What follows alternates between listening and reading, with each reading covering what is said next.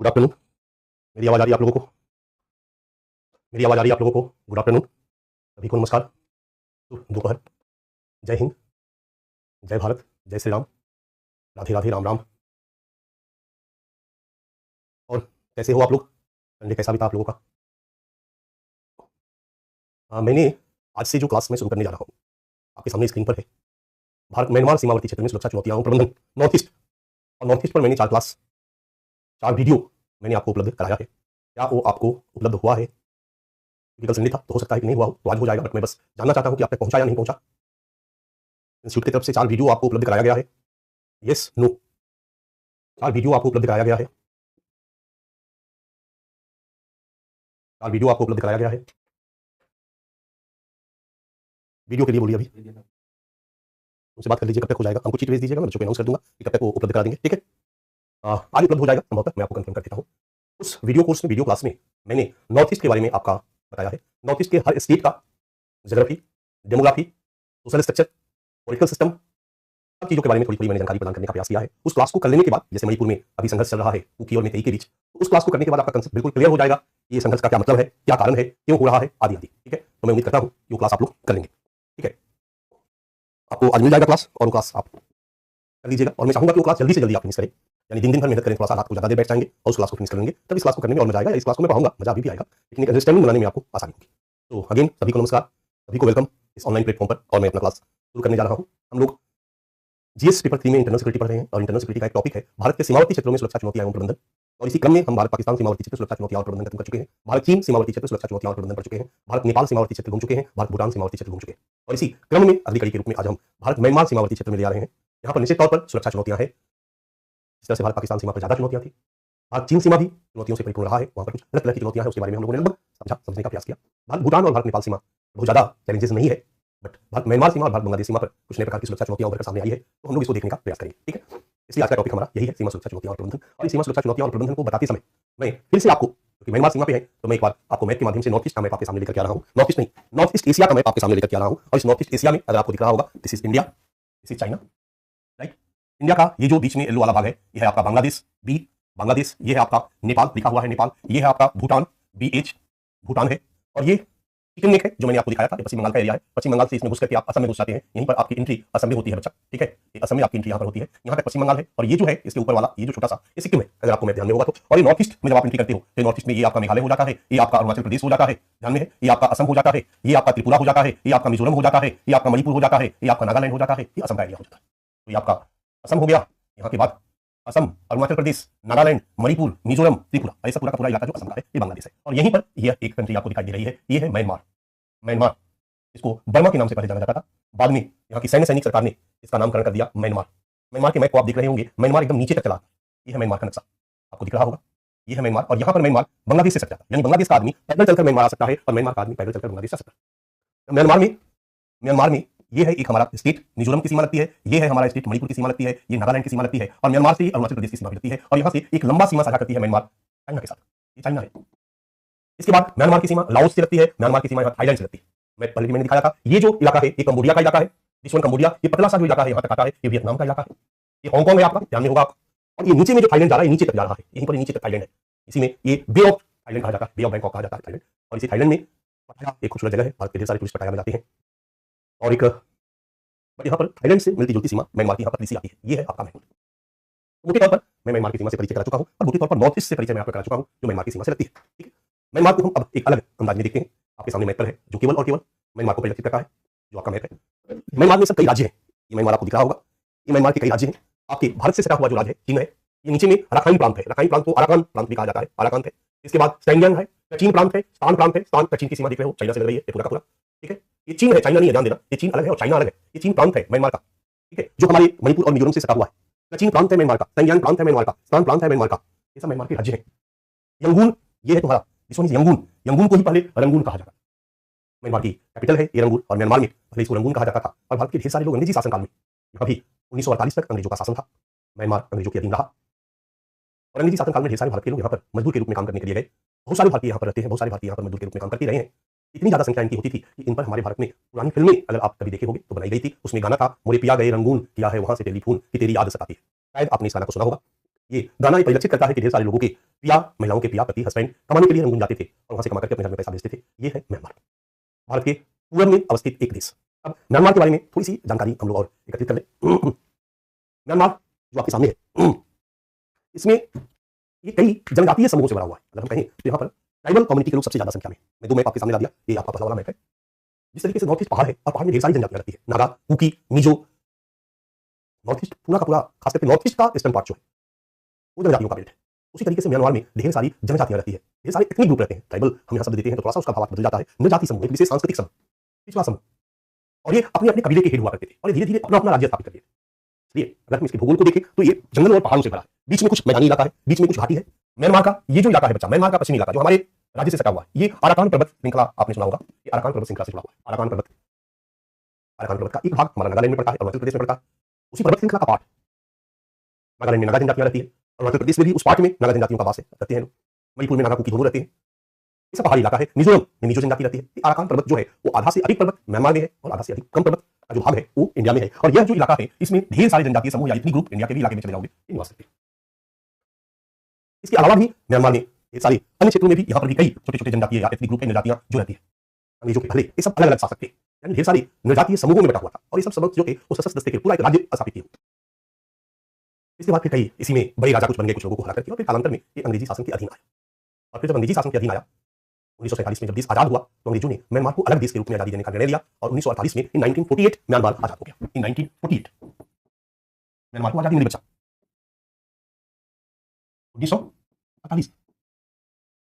1948 से लेकर 48 में म्यांमार आजाद हो गया।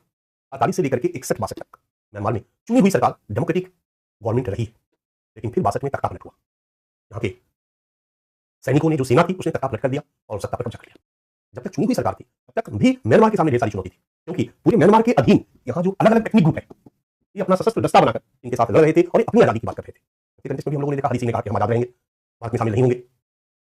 उसी तरह से हमारे नॉर्थ ईस्ट के कई लोगों ने अपनी आजादी को बनाए रखना चाहा। म्यांमार के भी कई एथनिक ग्रुप ने कहा कि हम आजाद देश रहेंगे, हम किसी के अधीन नहीं रहेंगे। म्यांमार सरकार को सेना की मदद से इनको अपने में शामिल करने के लिए काफी मशक्कत करना पड़ रहा था और ये सभी एथनिक ग्रुप अपना सशस्त्र दस्ता बनाकर अपना सेना बना ली, अपनी सरकार बना ली और म्यांमार के अंतर्गत अपना आजादी की घोषणा कर दिए। और जो भी सरकार की सेना थी उनके साथ संघर्ष चलता रहता था। लंबे समय से सरकार के साथ लड़ाई झगड़ा सरकार की सेनाओं के साथ चलता रहा। म्यांमार की विशेषता रही। इधर 62 में जब सेना ने तख्ता पलट कर दिया, लोकतंत्र के प्रति, लोकतांत्रिक सरकार के प्रति एथनिक ग्रुप के मन में थोड़ा सा पॉजिटिव भाव हो भी सकता है, क्योंकि जब डेमोक्रेटिक गवर्नमेंट होगी तो हर क्षेत्र से प्रतिनिधि चुने जाएंगे, तो हर एथनिक ग्रुप में से प्रतिनिधि चुने जाएंगे और वो प्रतिनिधि म्यांमार में सत्ता में रहेंगे, तो उस पर भरोसा होगा। लेकिन जब 62 में वहां की सेना ने सत्ता पर कब्जा कर लिया, तख्ता पलट कर दिया, सैन्य शासन स्थापित किया। यहाँ सैन्य शासन को जुंटा कहा जाता है। सैन्य शासन को यहाँ जुंटा कहा जाता है। जुंटा का शासन हो गया और ये जुंटा का शासन लंबे समय तक रहा, 2008 तक रहा, 1962 टू 2008 सैन्य शासन के अधीन रहा म्यांमार। धीरे धीरे 90 के दशक तक आते आते 88 से ही 88 से ही, मैं ज्यादा गहराई में नहीं जाऊंगा, पर मोटे तौर पर अंग्रेजों के पहले ढेर सारे एथनिक ग्रुप के रूप में बटे हुए, कुछ उसमें से अपना शासन स्थापित करने में सफल रहे, लेकिन एथनिक ग्रुप स्वायत्त बने रहे। अंग्रेजी शासनकाल में पूरा इलाका अंग्रेजों के अधीन आया, बट यहाँ पर भी एथनिक ग्रुप अपना अस्तित्व बनाए रखे। 48 में आजाद हुआ, 62 तक डेमोक्रेटिक कंट्री के रूप में रहा, 62 में तख्ता पलट हुआ और यहाँ पर सेना का बीच हुई, जुंटा का बीच हुआ। फिर 88, 89, 90 के बाद यहाँ के लोगों ने भी डेमोक्रेसी की मांग करनी शुरू की। जब म्यांमार अंग्रेजों से आजादी की लड़ाई लड़ रहा था, हमारे यहाँ भी भारत में अंग्रेजों से आजादी की लड़ाई लड़ी गई, 47 में हमारे देश को आजादी मिली। म्यांमार के भी कुछ लोग अंग्रेजों से आजादी की लड़ाई लड़ रहे थे, मांग कर रहे थे। म्यांमार ने 48 में म्यांमार को आजाद कर दिया अंग्रेजों ने, 48 में म्यांमार को आजाद किया, तो वहां पर एक प्रमुख नेता थे आंग सान। एक प्रमुख नेता थे आंग सान, उनका नाम आपने शायद नहीं सुना होगा, आंग सान। इनकी बेटी हुई आंग सान सूकी और इनकी बेटी ने 90 के दशक में म्यांमार की आजादी के लिए, म्यांमार में लोकतंत्र की बहाली के लिए सैनिक शासन के विरुद्ध आंदोलन तेज किया। अब सेना जो थी एक लंबे समय से 62 से ही कब्जा किए हुए थी, अब वो सत्ता छोड़ने को तैयार नहीं थी। लेकिन जब जन आंदोलन तीव्र हुआ, आंग सान सूकी, भारत में उनका पढ़ाई लिखाई हुआ, भारत के साथ उनके अच्छे संबंध रहे और जब उन्होंने आंदोलन की आजादी की लड़ाई के लिए, उनको नोबेल शांति का नोबेल पुरस्कार भी दिया गया, वो काफी पॉपुलर रही। सेना ने एक प्लान किया, उनको लगा कि पूरी जनता सूकी के नेतृत्व में आगे आ चुकी है, बने रहना कठिन है, इसलिए 2008 में म्यांमार की सेना ने एक नया संविधान बनाया। और नए संविधान में बहुत सारी बातें थी, बट दो प्रमुख बातें थी। एक प्रमुख बात थी, हमसे सुनो, एक प्रमुख बात थी कि जो नया पार्लियामेंट बनेगा, जहां पर चुनी हुई सरकार, चुने हुए प्रतिनिधि आएंगे, उसमें 1/3 प्रतिनिधि जो होंगे वो सेना के होंगे। बड़ा क्लियर है कि सेना जो है वो अपना आधिपत्य छोड़ना नहीं चाहती, सेना के होंगे। और दूसरा, आंग सान सूकी, आंग सान की पुत्री जो कि प्रमुख नेता के रूप में उभरी थी, वो किसी महत्वपूर्ण पद पर हासिल नहीं हुई। अब नेशनल लीग फॉर डेमोक्रेसी, आंग सान सूकी की पॉलिटिकल पार्टी का नाम था जो डेमोक्रेसी के लिए लड़ रही थी, नेशनल लीग फॉर डेमोक्रेसी। इसने चुनाव लड़ा, चुनाव में विजयी हुई। 2008 में जब डेमोक्रेसी यहां पर बहाल हुई संविधान के बाद, 2009 में फिर से सैनिकों ने कहा कि जो रिजल्ट है चुनाव का गड़बड़ है, घोटाला है। फिर से सैनिकों ने डिस्टर्ब किया, फिर से वहां लोकतांत्रिक सरकार कुछ दिनों की आई। आंग सान सूकी को कोई महत्वपूर्ण पद पर हासिल होने नहीं दिया गया। इस तरीके से डोमिनेंसी किसी न किसी रूप में सैनिकों की बनी रही। और फिर फरवरी 2021 में फिर से आंग सान सूकी की नेशनल लीग फॉर डेमोक्रेसी की सरकार को सेना ने भंग कर दिया, तख्तापलट कर दिया। आंग सान सूकी और ढेर सारे नेताओं को गिरफ्तार करके जेल भेज दिया गया और फिर से सेना ने इस पर कब्जा कर लिया। क्लियर है?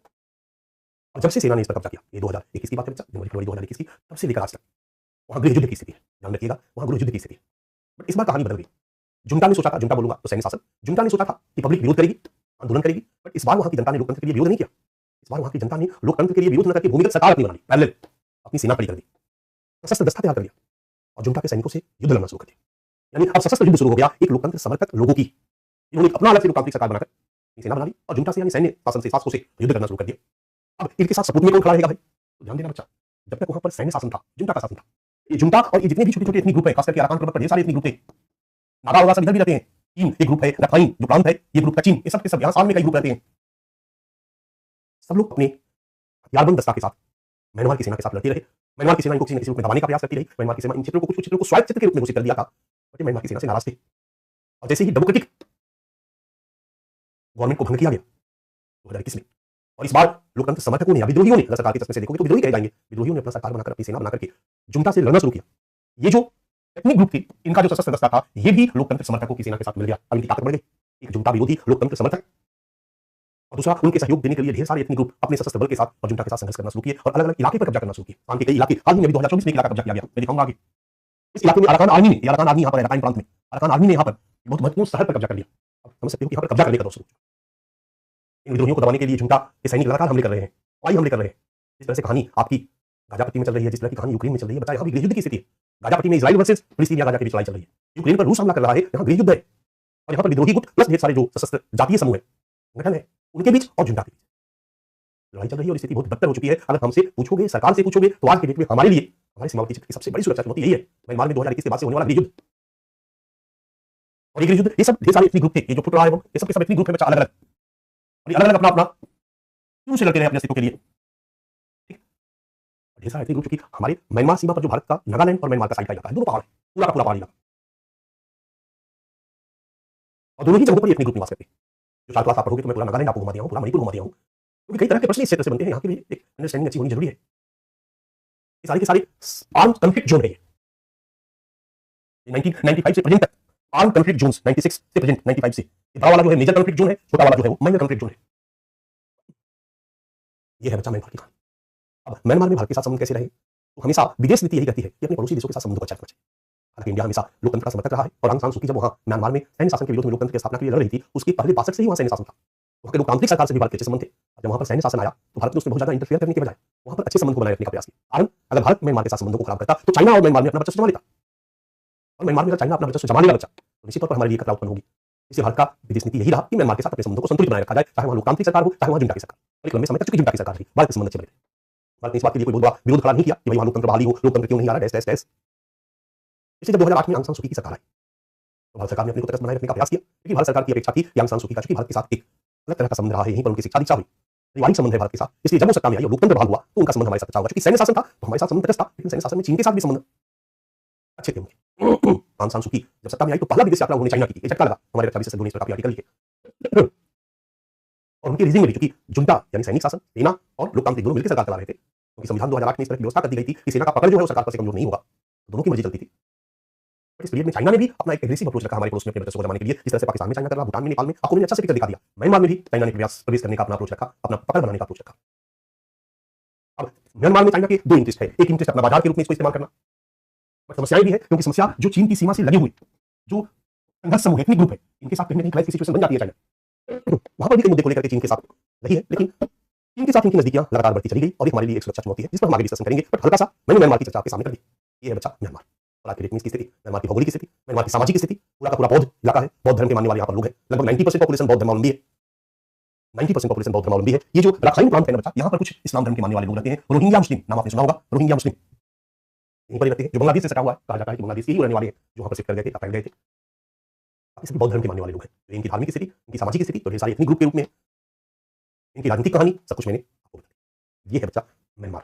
अब हम भारत म्यांमार सीमावर्ती क्षेत्र के बारे में चर्चा कर रहे हैं। अब भारत म्यांमार सीमावर्ती क्षेत्र की जैसे ही बात आती है, आपके जहन में नॉर्थ ईस्ट झलक जाता है। नॉर्थ ईस्ट आपके मैप पर मैंने नॉर्थ ईस्ट दिखा रहा हूँ, आपके सामने है नॉर्थ ईस्ट। नॉर्थ ईस्ट को 7 सिस्टर स्टेट कहा जाता है, बट एक स्टेट और है नॉर्थ ईस्ट में, सिक्किम। एक स्टेट और है नॉर्थ ईस्ट में, सिक्किम।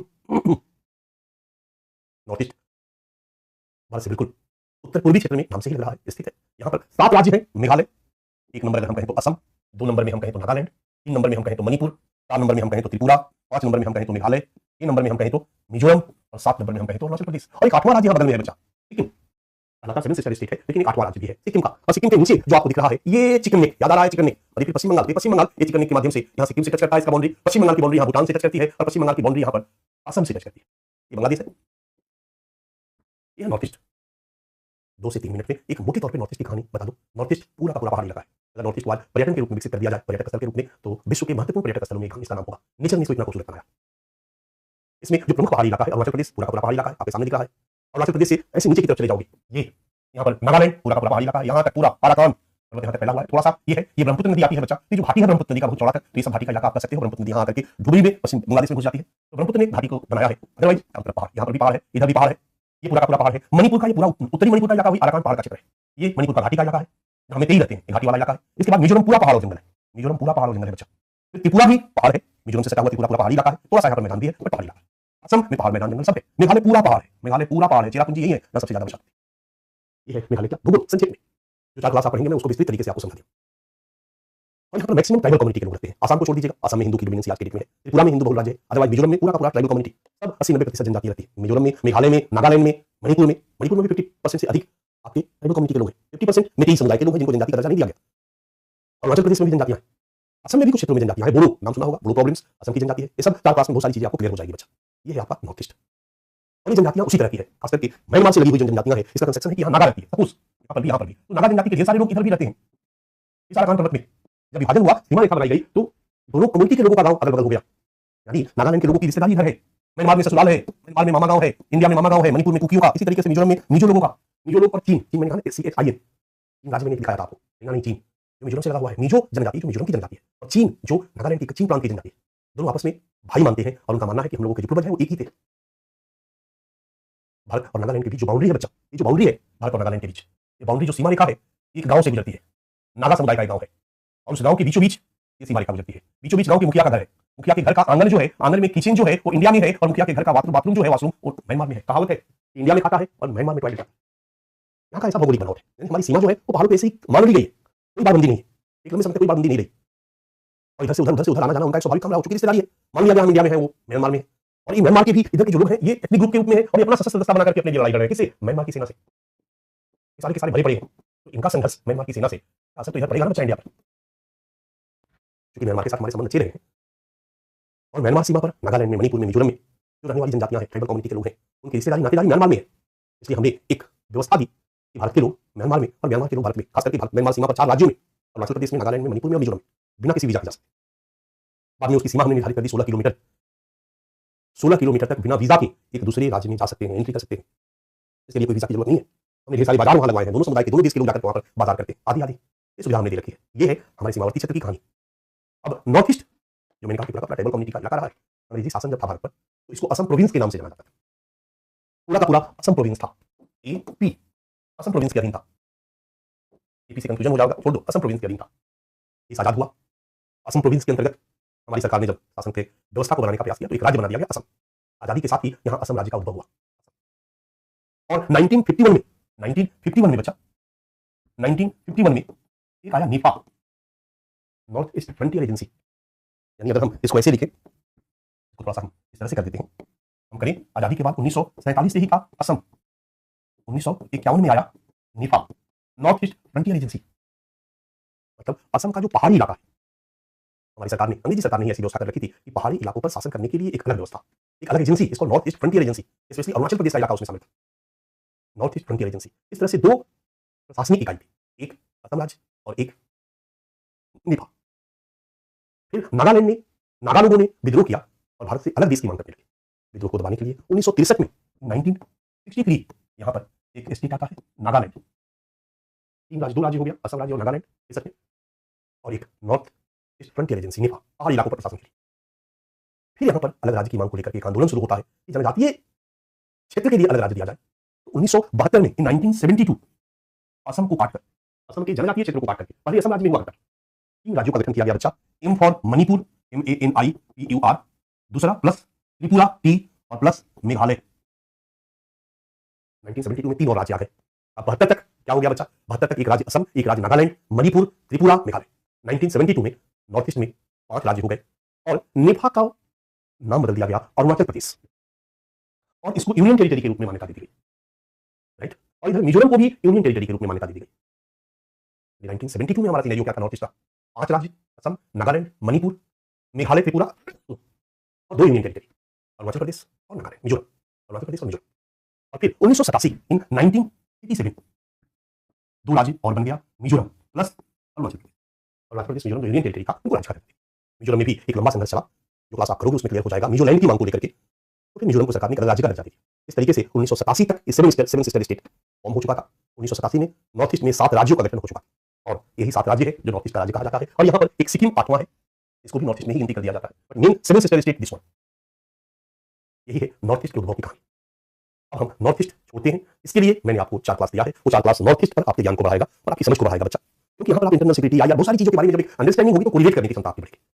मैं जाते जाते कम से कम अगर पढ़ने वाले आपको गंभीर हो तो विषय पर एक बेहतरीन कमांड बनवाने का मैं प्रयास करूंगा, मेरा वादा है आपसे, ठीक है।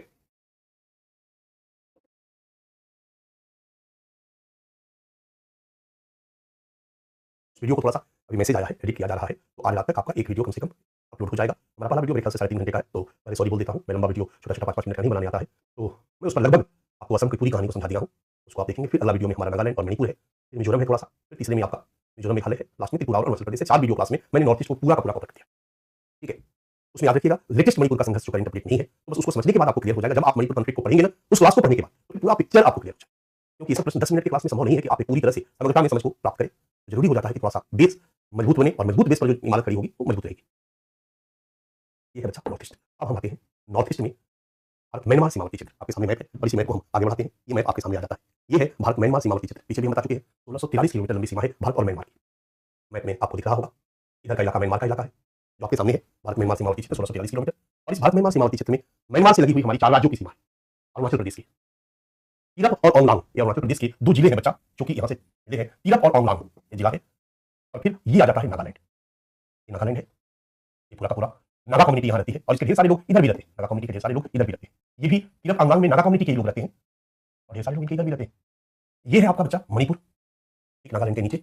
मणिपुर में मुख्य रूप से नॉर्थ मणिपुर है, वहाँ पर नागा कम्युनिटी के लोग रहेंगे ही रहेंगे। नागा एक ट्राइबल कम्युनिटी है, नागा एक एथनिक ग्रुप है, और नागा में भी कई कैटेगरी है, अंगमी नागा, सीमा नागा, रिंगमा नागा, कोन्याक नागा, इसमें भी कई सब ग्रुप है। और बच्चा सारे ग्रुप एक दूसरे से लड़ते रहते हैं।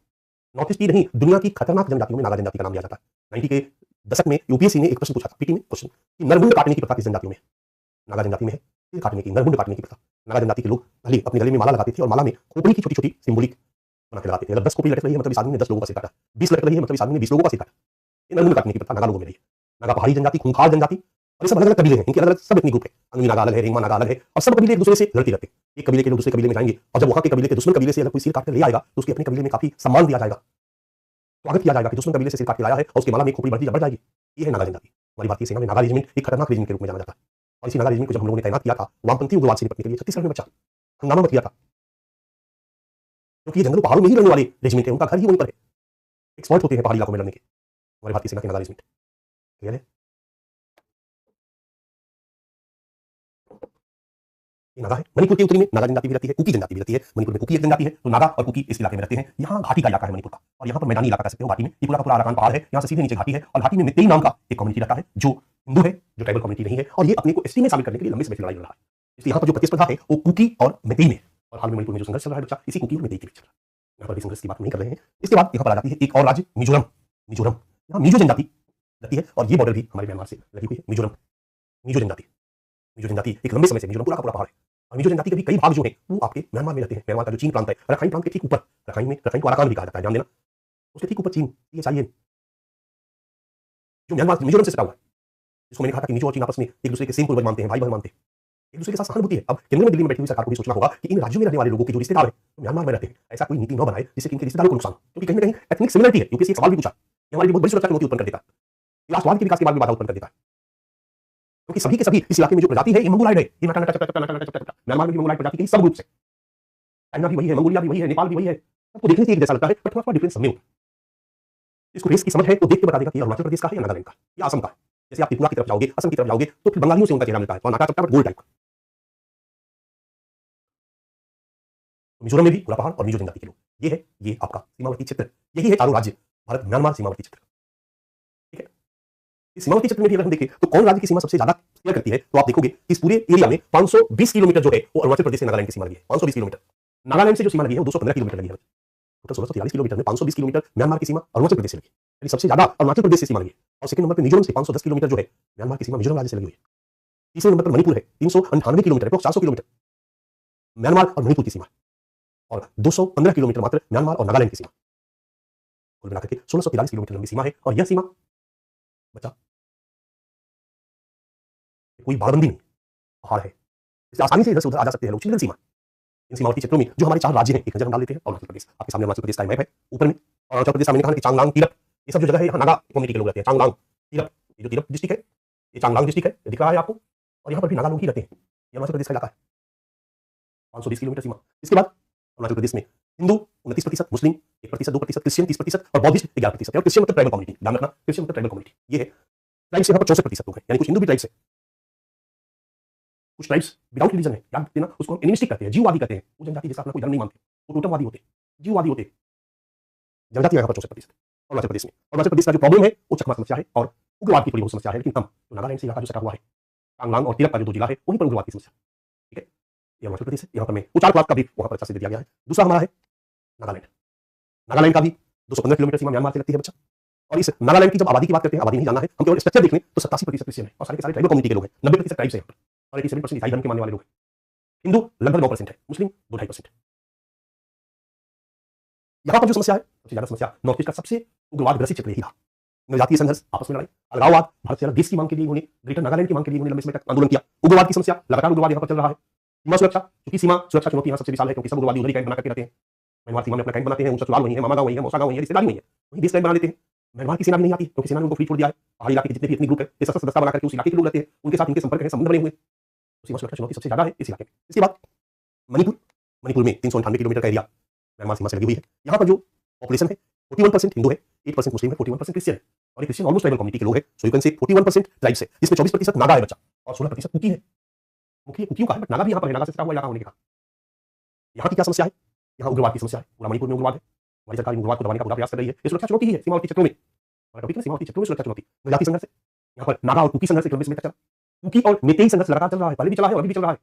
हाल में जो मणिपुर में संघर्ष और हिंसा की बात आपने सुनी होगी, ये कुकी और मेतेई के बीच होने वाला संघर्ष है। ये समस्या रही है। इसको जाति संघर्ष, अलगाववाद, मणिपुर में भी कई ऐसे ग्रुप है, संगठन है जो हथियार लेकर के अपना गुट बना लिए हैं और अलग देश की मांग के लिए आंदोलन कर रहे हैं, हिंसा कर रहे हैं, मार रहे हैं लगातार।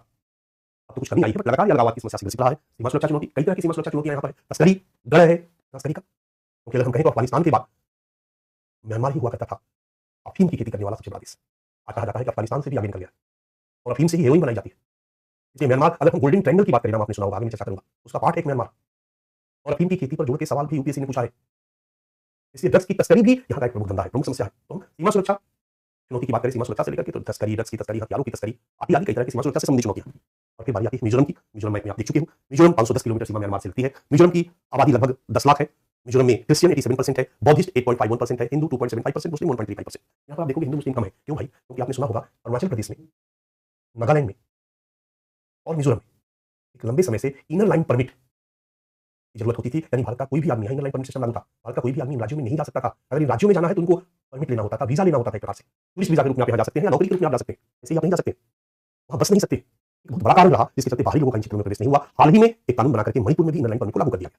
ये सारा कंसेप्ट आपका क्लियर हो जाएगा उस 4 क्लास में। ये बहुत बड़ा कारण है कि यहाँ पर वहां के मूल निवासी यानी जनजाति और क्रिश्चियन को छोड़कर के हिंदू मुस्लिम की आबादी कम है। ट्राइब्स 94.5% है मिजोरम में पूरा का पूरा, और मिजो जनजाति सबसे बड़ी। यहाँ की जो प्रॉब्लम रही है लंबे समय से, अलगाववाद की समस्या रही है, एक लंबे समय से अलगाववाद से ग्रसित रहा है। यहाँ मिजो लैंड की मांग को लेकर के हिंसक विद्रोह लंबे समय तक चला रहा, अलग देश, भारत से अलग एक देश। ठीक है, उग्रवाद बाद में भी चला, जाति संघर्ष, आपस में भी थोड़ा बहुत एथनिक ग्रुप लड़ते रहते हैं। ब्रू समस्या, एक हाल में समस्या उभर कर सामने आई है, ब्रू कम्युनिटी के लोग जो बांग्लादेश से भाग करके गए। ठीक है, ब्रू समस्या नहीं, जो त्रिपुरा से जिनको बताया गया, ये ब्रू समस्या है। ये ब्रू समस्या त्रिपुरा की और मिजोरम से जुड़ी हुई समस्या है, जिसकी चर्चा मैंने उस क्लास में की है। ये भी यहाँ पर प्रॉब्लम है, चकमा सराफी वाली भी प्रॉब्लम है, यहाँ पर भी अरुणाचल प्रदेश में भी है, और सीमा सुरक्षा चुनौती यहाँ पर भी है, क्योंकि ये सीमा भी म्यांमार से लगी हुई है। ये है बच्चा नॉर्थ ईस्ट का आपका परिचय, छोटा सा। ठीक है, और इस नॉर्थ ईस्ट के परिचय के बाद हम फिर आ जाते हैं अपने टॉपिक पर, और हमारा टॉपिक है भारत म्यांमार सीमा सुरक्षा चुनौती एवं प्रबंधन। भारत म्यांमार सीमा सुरक्षा चुनौती एवं प्रबंधन, मोटे तौर पर मैंने आपको परिचय दे दिया। सबसे पहला काम लोगों का पैटर्न ये है, सीमा का आकार और प्रकृति, और यहाँ पर मैंने आपको दे दिया है 1643 किलोमीटर लंबी सीमा है। इस सीमा का आकार है प्रकृति जंगली सीमा है, पहाड़ी है और छिद्रिल सीमा है। पूरा का पूरा म्यांमार से लगा हुआ अराकान पर्वत श्रृंखला है, पहाड़ है, जंगल है, इन पहाड़ों पर खुली सीमा है, आसानी से इधर से उधर से इधर आया जा सकता है, जिसके चलते हमने शब्द दिया छिद्रिल सीमा। छिद्रिल सीमा ये है भारत म्यांमार सीमा का नेचर। और आपको दिमाग में बैठा दिया है मैंने कि सीमा कैसा होगा। पहाड़ कल्पना करो, पहाड़ है, जंगल है, कोई बाउंड्री नहीं है, कोई बाड़बंदी नहीं है, बस पिलर इंडिकेट किया गया है। पिलर समझते हो, खंभा, और भी पिलर दूर दूर तक 4-5 किलोमीटर पे पिलर डाल दिया। पिलर नंबर 79 से पिलर नंबर 81 के बीच, यानी 79, 80, 81 10 किलोमीटर की दूरी। तो आप समझ सकते हो कि एक पिलर के बीच का गैप 7 किलोमीटर है। तो एक मोटा मोटी सीमा बंदी की गई है, सीमा का निर्धारण किया गया। इसलिए इधर से उधर लोगों का जाने में कोई दिक्कत नहीं है, क्योंकि म्यांमार के साथ भारत के संबंध कोई झगड़ा झंझट वाला नहीं रहा। म्यांमार तो अपने से ही बेचारा जूझता रहा, इसलिए कोई बाड़बंदी की शुरुआत में जरूरत महसूस नहीं हुई। क्लियर है? अब हम आते हैं चुनौतियों पर। भारत म्यांमार सीमावर्ती क्षेत्र में सुरक्षा चुनौतियां एवं प्रबंधन। कुछ चुनौतियां कल से थी और कुछ चुनौतियां आज उभर कर सामने आई। आज चुनौतियां सबसे जो बड़ी चुनौती है जो भारत म्यांमार सीमा पूरी नॉर्थ ईस्ट में दिखाई देती है, नॉर्थ ईस्ट की अरुणाचल सीमा की भी मैं बात करता हूं, चीन के साथ जो लगी हुई सीमा, यहां के लोगों में एक लंबे समय तक वी इंडियन का भाव कमजोर रहा। कहा जाता है कि जब तक राष्ट्रवाद कमजोर नहीं होगा, मजबूत नहीं होगा, तब तक किसी भी देश की एकता और अखंडता को सुनिश्चित नहीं किया जा सकता। नॉर्थ ईस्ट में कमजोर राष्ट्रवाद नॉर्थ ईस्ट की विशेषता थी। कारण जब हमारा देश आजाद हुआ तो नॉर्थ ईस्ट के लोग हमसे बिल्कुल शारीरिक रूप से अलग थे। अंग्रेजी शासन में थे तो चलेगा, म्यांमार की अंग्रेजी शासन में, अंग्रेजी शासन में। भारत और म्यांमार के बीच जब सीमांकन किया गया तो प्रजातीय आधार को आधार नहीं बनाया गया और सीधे एक सीमांकन कर दिया गया। जब सीमांकन किया गया तो बहुत सारे पहाड़ी क्षेत्र के लोग जो शारीरिक रूप से, सांस्कृतिक रूप से म्यांमार में रहने वाले लोगों के नजदीक थे, प्रजातीय रूप से मंगोलाइट के थे, म्यांमारी लोगों के साथ थे, चाइनीज लोगों के साथ थे, अचानक उसमें भारत के साथ उनको शामिल कर दिया गया। और जैसे ही नॉर्थ ईस्ट को छोड़कर के यूपी बिहार चले जाते हो बच्चा, महाराष्ट्र गुजरात में घूमते हो, तो भारत के लोगों का नाक, नक्श, बनावट बिल्कुल अलग है, रेस अलग है। अब एक तो भारत में एथनिक डाइवर्सिटी है, भारत में कई प्रकार के एथनिक ग्रुप है, और दूसरा नॉर्थ ईस्ट के सीमा पर रहने वाले लोगों का पड़ोसी देशों के साथ एथनिक होमोजेनिटी है, कहें तो जनजातीय समरूपता है, सिमिलरिटी है। अरुणाचल प्रदेश में रहने वाले लोगों का चीन के साथ सिमिलरिटी दिखाई देती है, मिजोरम में, नागालैंड में, मणिपुर में रहने वाले लोगों का म्यांमार के लोगों के साथ सिमिलरिटी दिखाई देती है। इसलिए वो मनोवैज्ञानिक रूप से वी इंडियन का भाव उनके अंदर मजबूत हो ही नहीं पाता। परिणामतः वी इंडियन यानी राष्ट्रवाद की भावना यहां कमजोर रही है, और यह म्यांमार सीमा की एक सबसे प्रमुख सुरक्षा चुनौती है। इसलिए पहली सुरक्षा चुनौती में मैंने इसी की चर्चा की, भारतीय निर्जातीय विविधता, भारत की विविधता वाली प्रकृति, भाषाई विविधता, सांस्कृतिक विविधता, निर्जातीय विविधता और पड़ोसी देशों के साथ निर्जातीय समरूपता। हमारे नॉर्थ ईस्ट के लोगों का म्यांमार के साथ, चीन के साथ एक जो समरूपता है, परिणाम क्या हुआ? राष्ट्रवाद। हमारी सुरक्षा चुनौती से निपटने के लिए मैंने पहले भी कहा कि हमारी सरकार ने एसएसबी का गठन किया, जिसको सीमा सशस्त्र बल नाम दिया गया बाद में, और इसका काम ही दिया गया था नॉर्थ ईस्ट में राष्ट्रवाद की भावना को विकसित करना, उनको एहसास दिलाना, उनके भारत के साथ अटैचमेंट को बढ़ाना। उनकी आजादी के साथ ही कई ऐसे लोग थे जो भारत से अलग होने के लिए आंदोलन करना शुरू कर दिए थे। उसमें नागा एक प्रमुख था। 1951 में अंगनी जाकू थी, जो नागाओं का एक नेता था, नागा समुदाय का एक नेता था। उसने एक मतदान संग्रह कराया, उसमें 99% लोगों ने कहा कि हम भारत से अलग होना चाहते हैं। तब जाकर उसने ग्रेटर नागालैंड की मांग शुरू की, भारत से अलग देश की मांग शुरू की। बड़ा क्लियर है कि भारत के साथ मनोवैज्ञानिक रूप से जुड़ाव महसूस नहीं कर पा रहे थे। ताकि आजादी के बाद भारत ने बहुत तरह से प्रयास किया कि नॉर्थ ईस्ट के लोगों को भारत के साथ जोड़ा जाए, मनोवैज्ञानिक रूप से जोड़ा जाए, वो इंडियन का भाव मिलाया जाए, और काफी हद तक आया भी। एक चुनौती है। अभी चुनौती ऐसी है कि इस पर सेपरेट क्वेश्चन पूछा गया, याद रखिएगा, ये समझ वाला प्रश्न है। दूसरी चुनौती है हमारी म्यांमार सीमा की एक विपरीत भौगोलिक स्थिति। अगर सीधे सीधे सीमा होता बंदी कर दी जाती, लेकिन भौगोलिक स्थिति बिल्कुल अलग है। भौगोलिक स्थिति बिल्कुल अलग है, पहाड़ी इलाका है, ध्रुव इलाका है। यहाँ पर बाड़बंदी भी कठिन है, हालांकि पॉसिबल है, बट बाड़बंदी कठिन है। यहाँ पर निगरानी भी कठिन है। और इस सीमावर्ती क्षेत्रों में एथनिक ग्रुप की विद्यमानता, वो एथनिक ग्रुप जो एक तरफ एक दूसरे देश में उनके रिश्तेदार नातेदार रहते हैं, तो दूसरी तरफ ये भी सीमा की विशिष्टता तो है, ये अपने आप में टेंशन है। और ये कई संगठनों में बटे हुए हैं, कई कबीलों में बटे हुए हैं, और आश्चर्य होगा कि कबीला किसी देश के सैनिक की तरह रहते हैं, पूरा वर्दी में, और आपस में संघर्ष करते रहते हैं। ये देश की मांग के लिए, ये भारत से ही अलग देश की मांग के लिए नहीं, याद रखना, म्यांमार से भी अलग देश की मांग के लिए हिंसक संघर्ष करते हैं। म्यांमार की सेना दबाने का प्रयास करती है, लेकिन सेना ने इनके साथ अपना समझौता कर रखा है, युद्ध विराम संधि कर रखा है, भैया अभी शांति रही। इस बार सभी के सभी गुट एकत्रित होकर के जुमटा से लड़ रहे हैं, मैंने अभी पीछे चर्चा की। ये सब भी म्यांमार में प्रकृति है सीमावर्ती लोगों की बहुत बड़ी चुनौती है। और आपको आश्चर्य होगा, यहाँ एकदम बिल्कुल आधुनिकतम हथियार, वही चीन वाला हथियार। इन्हें यहाँ के लोगों को आधुनिकतम हथियार देकर के हर कबीलाई ग्रुप को एक सशस्त्र दस्ता के रूप में बना दिया है। इन सभी ग्रुप ने अपना सरकार बना लिया, अपना झंडा बना लिया, अपना संविधान बना लिया, अपनी सेना बना लिया, और म्यांमार की सीमा से लड़ रहे हैं। उन्हीं के तर्ज पर भारत में भी नागालैंड में नागाओं ने अपना सरकार, अपना सेना बना लिया, मणिपुर में कई गुट ने अपना गुट बना लिया। और आश्चर्य होगा, इनको देखोगे तो नीचे मैंने रखाइन प्रांत दिखाया था, चीन के नीचे रखाइन में अराकान लिबरेशन आर्मी है, तस्वीर देखो। ये म्यांमार के एरिया में और भारत का एक सबसे बड़ा उग्रवादी संगठन national socialist council of Nagaland. देखो हथियार, देखो वर्दी, देखो चुस्त दुरुस्त। इधर आ जाओ, जूनी रिवोल्यूशन आर्मी, ये भी म्यांमार में बेस्ड एक एथनिक ग्रुप है, जिसने अपना एक आर्मी बना रखा है, अपनी सेना बना रखा है। उल्फा, ये भारत में रहने वाली ब्रह्मपुत्र के ऊपर की जनजातीय समूह है, ULFA, United Liberation Front of Assam, ULFA. इनका हथियार देखो, इनकी वर्दी देखो। NDFB, National Democratic Front of Bodoland, Bhutan से लगी हुई जो सीमा है ना बच्चा, भूटान से लगी हुई जो असम की सीमा, वहां का एक बहुत बड़ा उग्रवादी संगठन है, National Democratic Front of Bodoland और United Liberation Front of Assam. जो 4 क्लास में इसका कंसेप्ट बिल्कुल क्लियर हो जाएगा आपको। इनके हथियार, इनकी वर्दी को देखो, बिल्कुल अपना सशस्त्र दस्ता बना करके आपस में भी लड़ते रहे हैं। ये नॉर्थ ईस्ट की सबसे बड़ी चुनौती है। इंसर्जेंसी जो है, जिसको हम उग्रवाद कहते हैं बच्चा, नॉर्थ ईस्ट की सबसे बड़ी चुनौती रही है। उग्रवाद पर सवाल पूछा गया, इंसर्जेंसी पर, नॉर्थ ईस्ट में इंसर्जेंसी पर सवाल पूछा गया। कई टॉपिक यहां से जुड़ रहा है। नॉर्थ ईस्ट में अलगाववाद की समस्या, नॉर्थ ईस्ट में उग्रवाद की समस्या, नॉर्थ ईस्ट के सीमावर्ती क्षेत्रों में सीमा सुरक्षा चुनौतियां, तस्करी की समस्या, कई तरह के प्रश्न यहाँ पर पूछे जा सकते हैं। तो भारत म्यांमार सीमा की विशेष भौगोलिक स्थिति, आपका जो हम लोगों ने नाम लिख रखा है, सुरक्षा चुनौती में हमने लिखा पड़ोसी देशों के साथ जातीय समरूपता, राष्ट्रवाद कमजोर, फलतः कबीलाई संघर्ष, जनजातीय संघर्ष, अलगाववाद और उग्रवाद की समस्या, अलगाववाद और उग्रवाद की समस्या। डन। ये प्रमुख समस्या होगी। चलिए, भारत म्यांमार सीमा क्षेत्र में उग्रवादी कैंप, कुछ तस्वीरें देखो, ये सब म्यांमार की सीमा है और सीमावर्ती क्षेत्र में ढेर सारे उग्रवादी कैंप बने हुए हैं। प्रमुख उग्रवादी कैंप है नागालैंड, मणिपुर, और यहीं पर जाकर के भारत में रहने वाले, क्योंकि वहां के रिश्तेदारी से लेकर के सब कुछ इनका वहां पर है, परिणामतः ये वहां पर रहते हैं और वहां पर रहते हुए ये अपना कैंप चलाते हैं। ये सब भारत में जो सशस्त्र संगठन है उनका इस इलाके में कैंप है। डन, क्लियर है? ये कैंप है। इसी कैंप में जाकर के हमारी भारत की सेना ने सर्जिकल स्ट्राइक किया 2015 में, कभी बीच में मैंने चर्चा करी थी। वहां पर जो national socialist council of Nagaland, ये जो उग्रवादी है, उन उग्रवादियों के कैंप को तबाह किया था, बेस कैंप को तबाह किया था। इसमें नहीं तो मेरी आवाज आ रही है? बेस कैंप को तबाह किया। डन। अब चलिए, मैंने वहां पर दे दिया है। 4 जून 2015 को मणिपुर के चांदेल में सेना पर उग्रवादी हमला किया गया था। ये लोग नॉर्थ ईस्ट के इलाके में उग्रवादी हमला करते हैं, ये सारे जो उग्रवादी समूह है, और म्यांमार में जाकर के छुप जाते हैं। बड़ा क्लियर है कि म्यांमार से आने जाने में और छुपने में इनको कहीं कोई दिक्कत नहीं होती। नातेदारी रिश्तेदारी से लेकर के वहां ढेर सारे इस तरह के सशस्त्र दस्ता है और उसी सशस्त्र दस्ता में जाकर के छुपते हैं। 7 जून 2015 को चंदेल में हमारी सेना पर इन्होंने हमला किया और इमीडिएट भारत सरकार ने रिएक्शन में 10 जून 2015 को म्यांमार में घुस करके और सर्जिकल स्ट्राइक किया। यही चंदेल में भारतीय सेना द्वारा ऑपरेशन किया गया।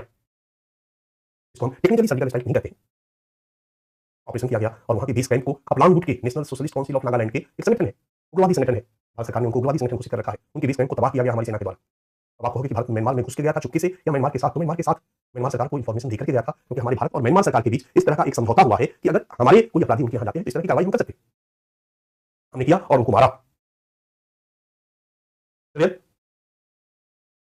13 नवंबर 2021 को फिर से मणिपुर के चूड़ाचंद में असम राइफल्स के कब्जे पर उग्रवादियों ने हमला किया। इस तरीके से उग्रवाद सीमावर्ती क्षेत्र की सबसे बड़ी सुरक्षा चुनौती है और ये कहीं ना कहीं म्यांमार में इनका पूरा पूरा आश्रय है। मैंने बताया था कि भूटान में पहले आश्रय हुआ करता था।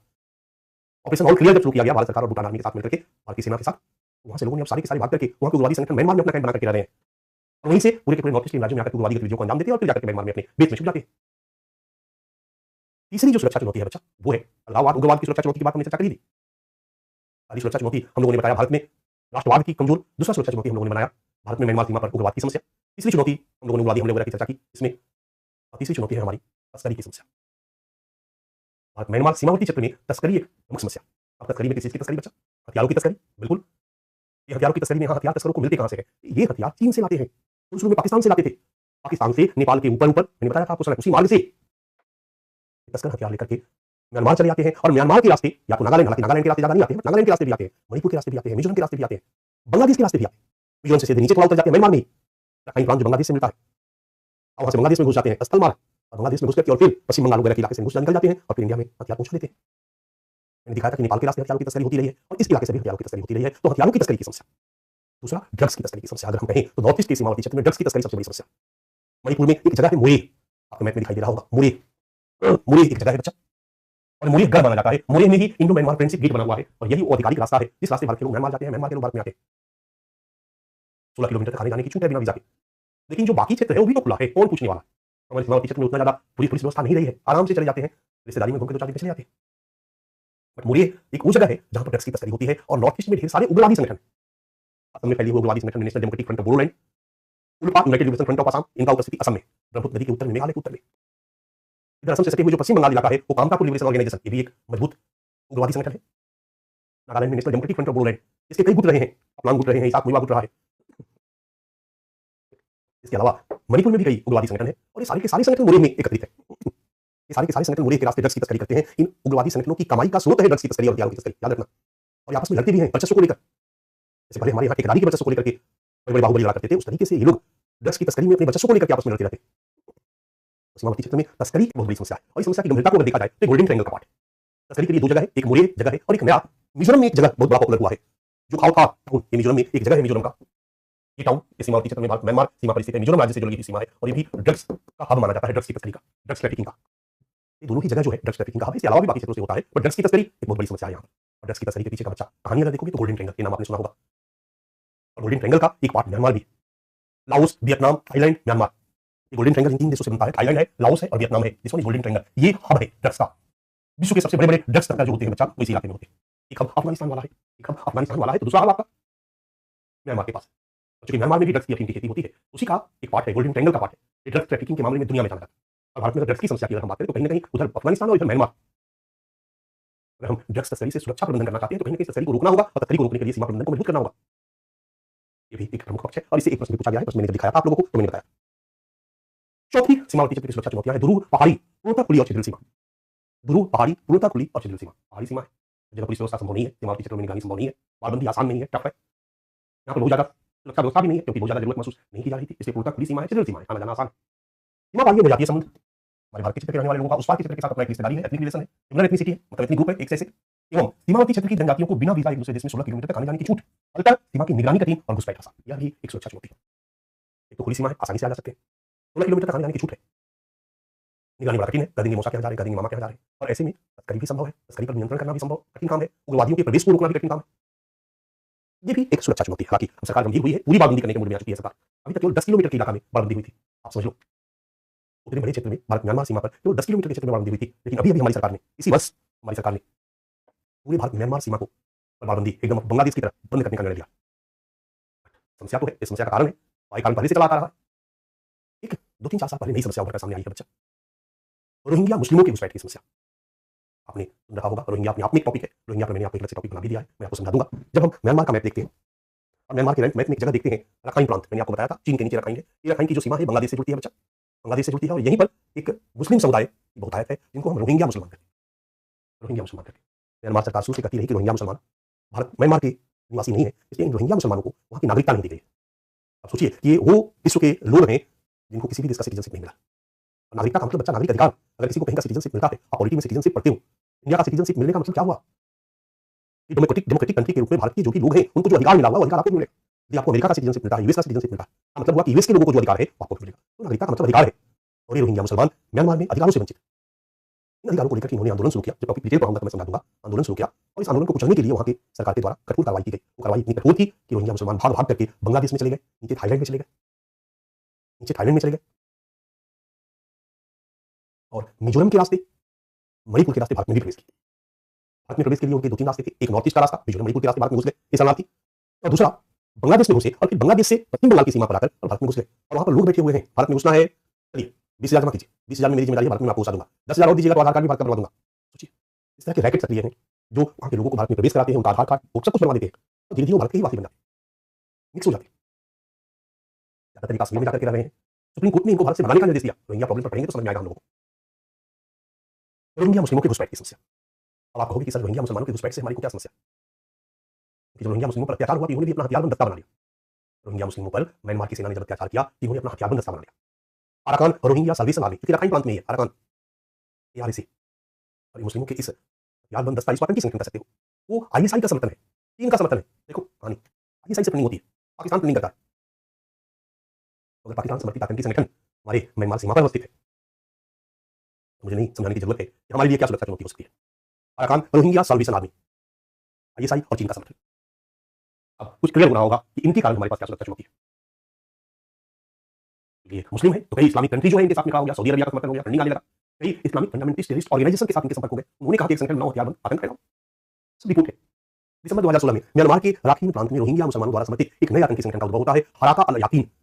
और इस हराका अल याकीन को पाकिस्तान और सऊदी अरब द्वारा समर्थन दिया जाता है। लश्कर तैयबा और इंडियन मुजाहिदीन से भी इनके संबंध पाए गए। हमारी इंटेलिजेंस ब्यूरो की रिपोर्ट है, आईबी की रिपोर्ट।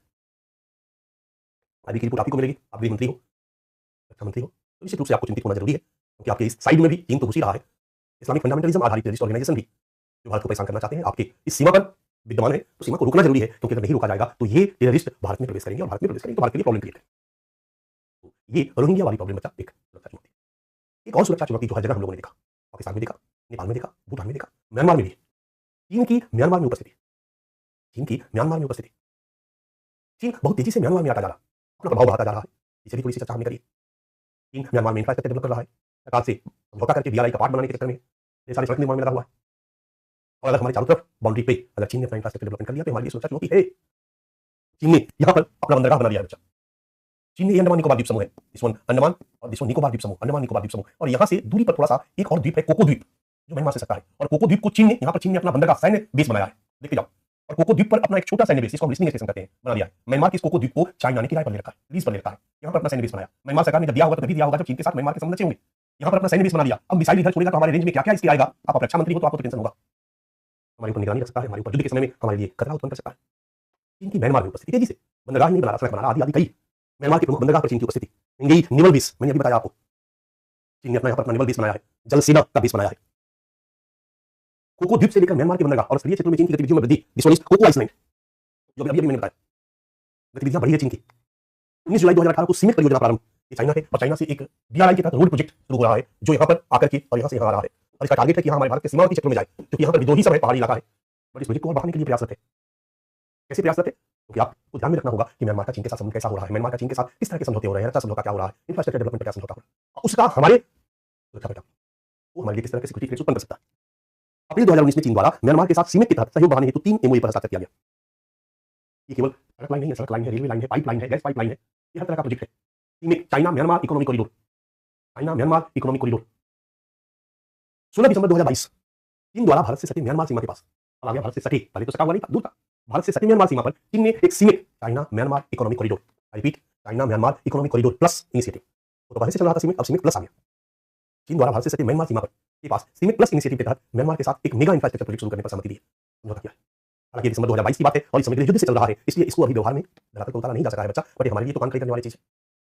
क्योंकि उत्तर में किस तरह से घेराबंदी हो रही है, सीपेक के तहत पाकिस्तान में किस तरह से घेराबंदी हुई है, म्यांमार में किस तरह से घेराबंदी का प्रयास चल रहा है चाइना के द्वारा, ये हमारे लिए सिक्योरिटी थ्रेट्स है। ठीक है, एक और घटना घटित हुई हाल में, वो घटना भी हमारे लिए सिक्योरिटी थ्रेट्स है, जिसमें चर्चा मैंने हल्का सा पीछे किया था, और वो चलता था जनवरी-फरवरी 2021 में म्यांमार में तख्तापलट और गृह युद्ध। मैंने बताया कि कैसे 2021 में म्यांमार में सैनिकों ने जुंटा ने तख्तापलट किया, लोकतंत्र समर्थकों ने अपना सेना बना दिया और जुंटा के सैनिकों के साथ लड़ना शुरू किया।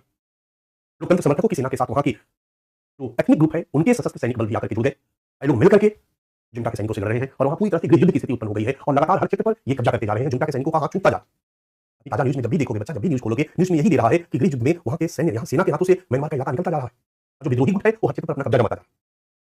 अब ये जो गृह युद्ध है हमारे लिए कई तरह की सुरक्षा चुनौती उत्पन्न कर रही है। गृह युद्ध में सेना जहां पर भी उसको कुचलने का प्रयास करती है तो सफल कौन होता है? हथियारबंद लिए हुए दस्ता नहीं, बच्चा सफल होता है आम आदमी। आम आदमी भाग के शरणार्थी के रूप में भारत में आ रहे हैं। इसके बाद से जब गृह युद्ध बढ़ा है तो शरणार्थियों की संख्या, भाग भाग करके आने वालों की संख्या हमारे लिए बढ़ गई, ये हमारे लिए एक नई मुसीबत बनकर के आ रही है। हमारे सीमावर्ती क्षेत्रों में अलगाववाद और उग्रवाद की समस्या बढ़ने की संभावना बढ़ गई।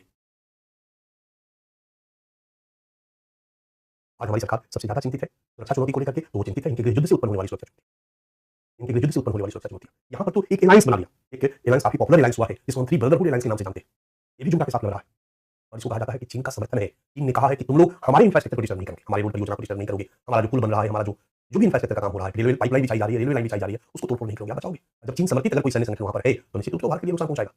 थ्री ब्रदरहुड एलायंस तथा people's defence force, three brotherhood alliance जो है वो 3 एथनिक ग्रुप का एलायंस है बच्चा, जिसमें अराकान आर्मी भी है। 2 एथनिक ग्रुप शान से है, शान का इलाका मैंने दिखाया था, जो चीन से इसकी सीमा से लगी हुई जो प्रांत है शान में 2 अल्पसंख्यक समुदाय है, 2 एथनिक ग्रुप है, उनके 2 सैन्य दस्ता और राखाइन प्रांत में नीचे है जो राखाइन प्रांत जो बांग्लादेश की सीमा से टच करता है।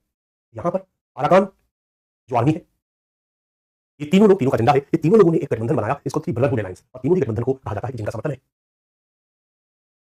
और वहां के लोकतंत्र समर्थकों ने जो अपना सैन्य संगठन बनाया, जो लोकतंत्र की मांग को लेकर के लड़ रहे हैं, उन्होंने इस बार कहा जा रहा है कि सेना परेशान इसलिए है कि सेना समझ रही थी कि तख्तापलट करके सेना का शासन हम लागू कर देंगे तो लोकतंत्र विरोधी प्रदर्शन करेंगे। इस बार लोकतंत्र विरोधियों ने केवल प्रदर्शन नहीं किया, लोकतंत्र विरोधियों ने अपना सैन्य दस्ता बनाकर युद्ध लड़ना शुरू किया सैनिकों के साथ। ये आज जुंटा के लिए सबसे बड़ी चुनौती बनी हुई है और उनके साथ एथनिक ग्रुप भी मिल गए, संगठन भी मिल गए। एलायंस एथनिक संगठनों का है और पीपल्स डिफेंस फोर्स उसका नाम है, जो लोकतंत्र समर्थकों ने अपना सैनिक बनाया। और पीपल्स डिफेंस फोर्स के घटक के रूप में कई जो एथनिक संगठन ग्रुप है जो बहुत पहले से बना हुआ है सशस्त्र दस्ता, वो इनके साथ मिलकर लड़ रहा है जुंटा के साथ संघर्ष। अब इसका रिजल्ट है कि शरणार्थियों का भारत में प्रवेश केवल शरणार्थियों का आगमन बहुत तेजी से बढ़ा है, तो सीमावर्ती राज्यों में संघर्ष की स्थिति उत्पन्न हो गई है। जो लोकल लोग हैं विरोध करेंगे कि भाई ये बर्डन हमारे ऊपर आ रहा है। अब विरोध भी दो तरह का हो रहा है। मान लो अगर, ध्यान से मेरी बातों को सुनना, मान लो अगर मणिपुर में कोई आता है और मणिपुर में कुकी समुदाय से जुड़ा हुआ, मणिपुर के सीमा में, मणिपुर से सटे हुए म्यांमार में कुकी समुदाय के लोग हैं, तो कुकी समुदाय के लोग चाहेंगे कि आ जाओ भाई, तुम मुसीबत में हो, हम तुम्हारी मदद करेंगे। अब मेतेई और बाकी समुदाय के लोग विरोध करेंगे भाई क्यों आ रहा है, तो एक संघर्ष की स्थिति उत्पन्न हो गई। कुछ लोगों को लगता है कि हमारे विकास के मार्ग में बाधित बन रहे हैं, हमारे देश में आ रहे हैं, राज्य में आ रहे हैं। ये एक नए प्रकार का संघर्ष उभरकर सामने आया है। 2023 में, केवल 2023 में, एक साल में भारत म्यांमार बॉर्डर के 4 राज्यों में 44,000 शरणार्थियों का प्रवेश, हिंदू की रिपोर्ट है, 44,000 शरणार्थियों का प्रवेश हुआ है केवल एक साल में बच्चा इन 4 राज्यों में। एक और घटना घटी है, मैं थोड़ा सा यहाँ ध्यान दे देना। एक और घटना घटी ये है कि पहले थोड़ा सा समझ लो तब मैं तस्वीर दिखाऊंगा। टिकनिक ध्यान में है, टिकनिक हमारे लिए बाकी संवेदनशील हो गया और हमारी सरकार ये सोच रही है कि कल के डेट में युद्ध की स्थिति उत्पन्न हो जाती है और बाय द वे टिकनिक पर कब्जा हो जाता है। नॉर्थ ईस्ट हमारे यहाँ से निकल जाता है, नॉर्थ ईस्ट के साथ संपर्क का कोई एक और मार्ग होना चाहिए, पहला पॉइंट। नॉर्थ ईस्ट के साथ भारत के संपर्क का एक अन्य वैकल्पिक मार्ग विद्यमान होना चाहिए। इसी बात को ध्यान में रखते हुए म्यांमार के साथ हमने एक समझौता किया, और म्यांमार में जो भारत की सीमा से लगी हुई नीचे जस्ट बांग्लादेश के पास चटगांव, बांग्लादेश का जो इलाका है जो म्यांमार से लगा हुआ होता है वो चटगांव कहा जाता है, चटगांव प्रांत है बांग्लादेश का। वहां पर म्यांमार साइड में एक सिटवे बन लगा, ठीक है। अब हमारी योजना हुई कि मिजोरम से सिटवे तक, मिजोरम से सड़क बनेगा, मिजोरम से सड़क बनेगा सिटवे तक। ये देखो मिजोरम अचवा, यहाँ से सड़क मार्ग, यहाँ से सड़क मार्ग यहाँ से घुस गया म्यांमार में, 87 किलोमीटर इंडिया के अंदर रहा, 49 किलोमीटर म्यांमार में रहा, ठीक है। और म्यांमार में ये आ गया सिटवे तक, ठीक है। अब फिर सिटवे से समुद्री मार्ग 539 किलोमीटर का समुद्री मार्ग कलकत्ता।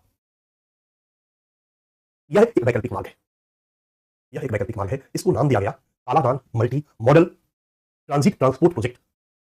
अब चिकन नेक पर कब्जा होगा, जो ये सब हमारे परोक्ष उद्देश्य हैं, छुपे हुए उद्देश्य।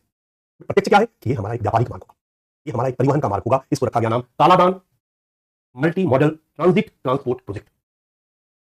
इसमें कुछ सड़क मार्ग, स्थल मार्ग और कुछ समुद्री मार्ग। इससे हम व्यापार को बढ़ावा देंगे, इसी से व्यापार आएगा जाएगा। अगर इस रास्ते व्यापार आने लगे तो मिजोरम से जो माल चिकन नेक होते हुए कलकत्ता आता है, सोचो कितना दूरी तय करना होता है, वो बड़ा आसानी से सिटवे चला जाएगा और सिटवे से कलकत्ता चला जाएगा, समय भी कम लगेगा और एक वैकल्पिक मार्ग है।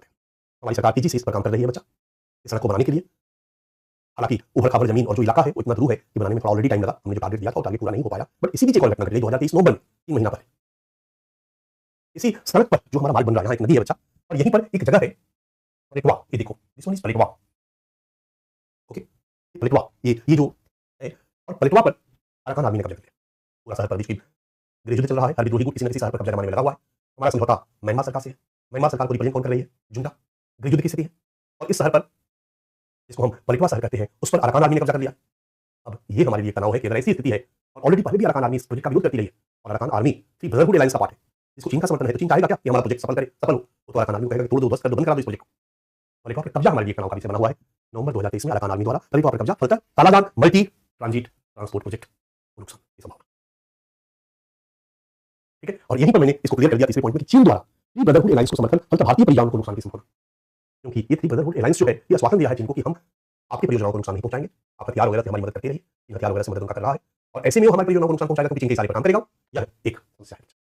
अभी हाल की घटना है तो मैंने यहाँ संदर्भित किया है, काफी चर्चा में है हमारे अखबारों में। 4 जनवरी 2024 को चीन समर्थित थ्री ब्रदरहुड एलायंस द्वारा 4 जनवरी 2 महीने की बात है, शान प्रांत आपके दिमाग में होगा, चाइना से सटा हुआ म्यांमार के उत्तरी पूर्वी इलाके में शान प्रांत के एक शहर है लाओकाइन। लाओकाइन शहर, यहाँ पर एक अल्पसंख्यक गुट रहता है, और इसी अल्पसंख्यक जो समुदाय है, एथनिक ग्रुप है, ये एथनिक ग्रुप का जो सशस्त्र सेना है वो थ्री ब्रदरहुड का एक पार्ट है, थ्री ब्रदरहुड एलायंस का।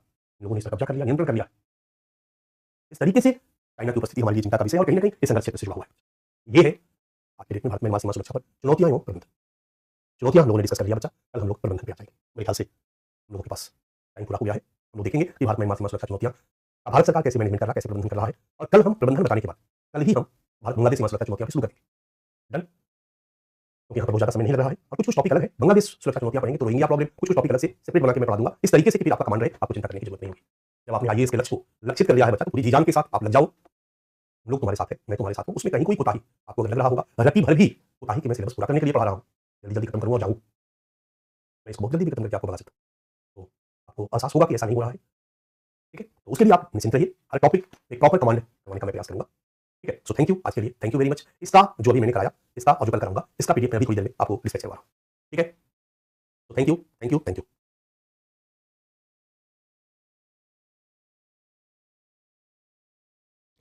और बच्चा जो आपको वीडियो कोर्स मिलेगा ना, मैं निवेदन करूंगा एकदम पागलों की तरह, कहीं पागलों की तरह आपको लगना होगा, तो क्लास आप 1 क्लास 2 क्लास करके आइएगा। अगर जल्दी मिल जाता है 2 क्लास, कोशिश कीजिए कि आज कल में वो सारी की सारी क्लास कंप्लीट कर लीजिएगा, ठीक है। Thank you.